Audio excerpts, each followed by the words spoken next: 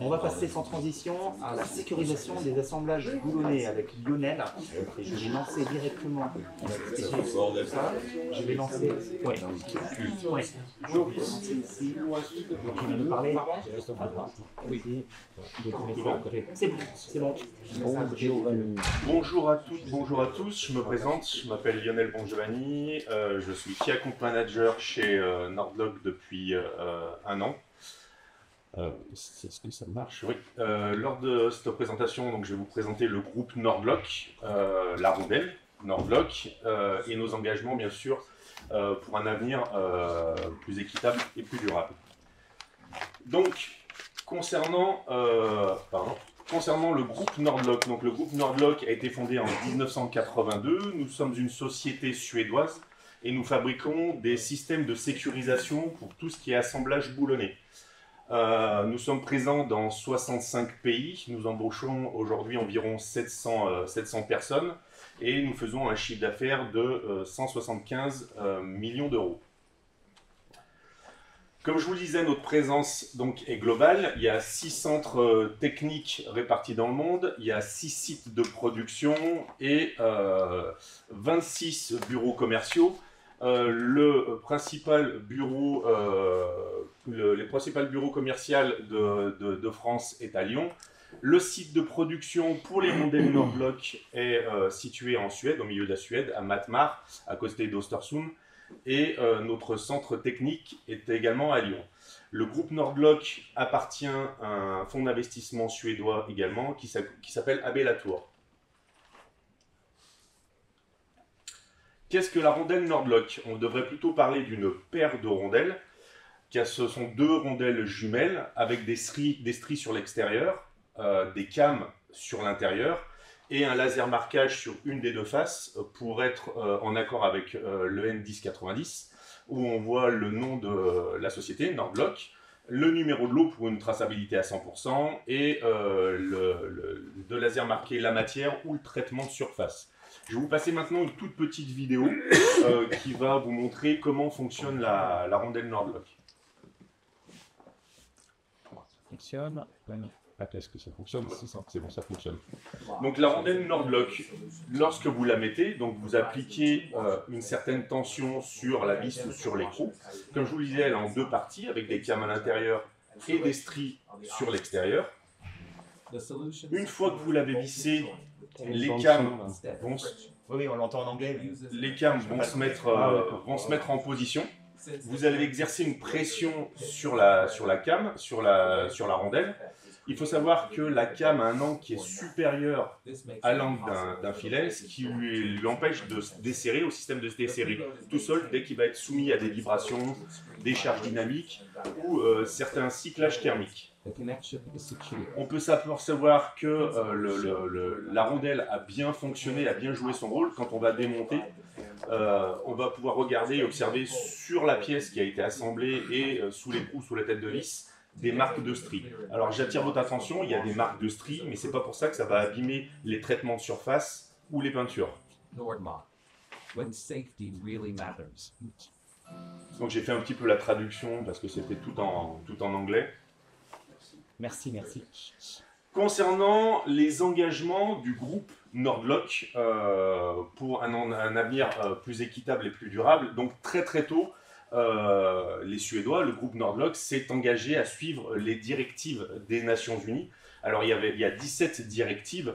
Nord-Lock ne suit pas les 17 directives, a fait une analyse de ses activités commerciales, de ses activités de production, pour trouver les plus pertinentes à suivre et les activités sur lesquelles et les points sur lesquels il pourra avoir un impact positif. Donc aujourd'hui, il y en a 7, donc l'égalité entre les hommes et les femmes, avoir une énergie abordable et propre, des conditions de travail décentes et une croissance économique raisonnable, une industrie des innovations et des infrastructures durables, la réduction des inégalités, une consommation et des productions responsables, et bien sûr des actions pour le climat. En plus de cela, donc pour atteindre ces objectifs et les objectifs des accords de Paris, c'est-à-dire ne pas avoir de limiter le réchauffement climatique à 1,5 degré, le groupe Nord-Lock s'est fixé des objectifs à court, moyen et long terme, selon les champs d'application. Tout à l'heure, on en parlait, les champs d'application 1, 2 et 3, donc concernant les émissions liées aux activités, les énergies achetées et les activités liées au combustible et à l'énergie. Donc, les objectifs aujourd'hui et à court terme, d'ici à 2034, serait de réduire de 58,8% les émissions liées aux champs d'application 1, 2 et 3. Et concernant les objectifs à long terme, ce serait de réduire donc de 100% les émissions liées aux champs 1 et 2 et de 92% les émissions liées aux champs d'application 3. En plus de cela, le premier rapport CSRD, donc on s'est engagé effectivement dans cette démarche, le premier CSRD, le premier rapport va être mis en ligne sur le site du groupe AB Latour. CSRD. CSRD, c'est le reporting sur la sustainability. Donc toutes les entreprises doivent faire leur rapport. Donc selon les trois sujets, les 3 normes, donc sur le changement climatique, sur le travail, les travailleurs en entreprise et la conduite des affaires.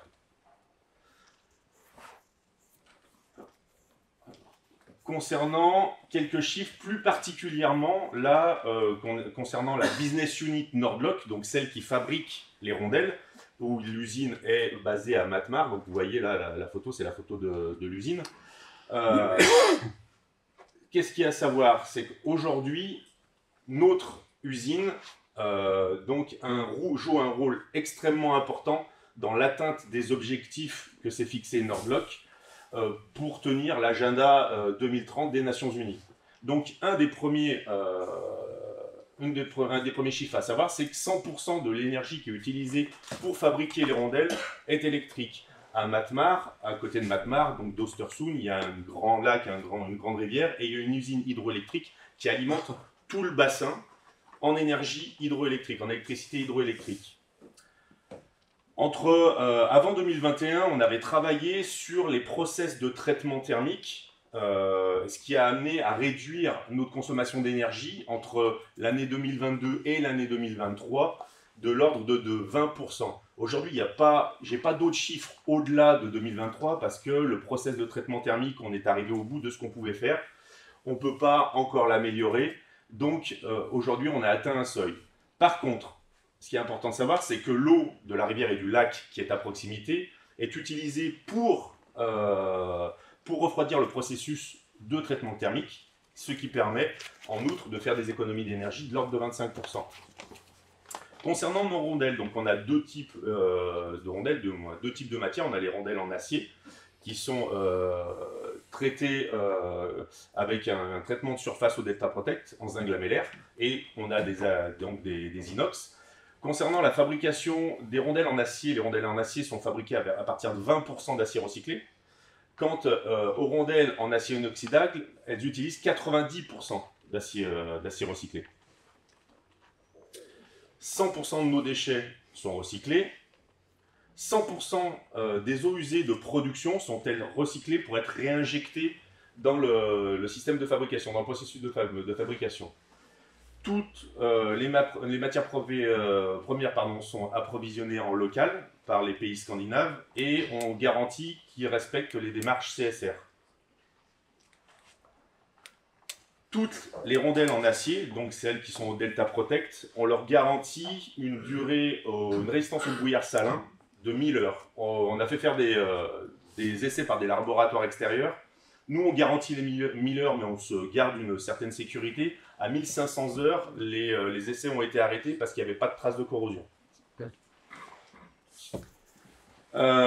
Toutes nos rondelles sont réutilisables. D'accord. À titre d'exemple, par exemple, sur une visserie en 8-8, vous pouvez utiliser la rondelle 15 à 20 fois. Elles ont une dureté de 465 HV. Donc elles peuvent être utilisées sur du 8-8, du 19, du 12-9. Et grâce à la combinaison de tout ça, on arrive à un taux de circularité de l'ordre de 65%. Quelques cas d'application, donc je peux pas tous les montrer, il y en a certains qui sont intéressants, mais vu qu'on travaille avec la distribution, les distributeurs doivent nous donner leurs accords pour passer certaines photos.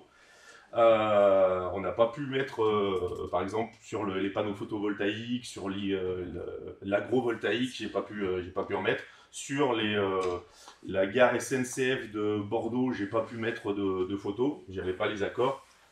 Par contre, concernant l'utilisation de nos rondelles, on a des rondelles Nord-Lock sur le pont de Chasse-sur-Rhône, du moins plutôt sous le pont de Chasse-sur-Rhône. Elles viennent sécuriser la fixation des crapauds. Ça, c'est pas français, c'est italien, c'est la reconstruction du pont de Gênes, sur lequel des rondelles Nord-Lock ont été installées pour sécuriser les barrières anti-bruit et les pistes pour les robots de surveillance des robots. L'ouvrage d'art et barrage Pont de l'Europe, sur lequel a été monté sur certains assemblages des rondelles en inox, le petit SS, le stainless steel. Un pont en IT pour sécuriser les garde-corps. Ça, c'est un pont provisoire à Eurosatori qui a été monté avec de la rondelle Nord-Lock. Un hangar, un atelier Airbus qui avait des problèmes sur ses chemins de roulement. Les chemins de roulement, les fixations se desserraient. Donc ils nous ont demandé des rondelles Nord-Lock pour sécuriser, pour empêcher d'avoir des campagnes de resserrage tous les ans ou tous les 6 mois. La ligne 11 de la RATP sur laquelle une partie de la structure métallique a été installée avec de la rondelle Nord-Lock, une structure pour le convoyeur à bagages à Charles de Gaulle, avec de la rondelle Nord-Lock spécifique SC, Steel Construction, qui vient se monter sur de la visserie pré-contrainte, donc de type HV ou HR. Voilà. Et voilà, donc si vous avez des questions, je suis à votre disposition pour vous parler un peu plus de sécurisation des assemblages boulonnais. Pour une longue durée de vie des projets. Merci beaucoup. Merci.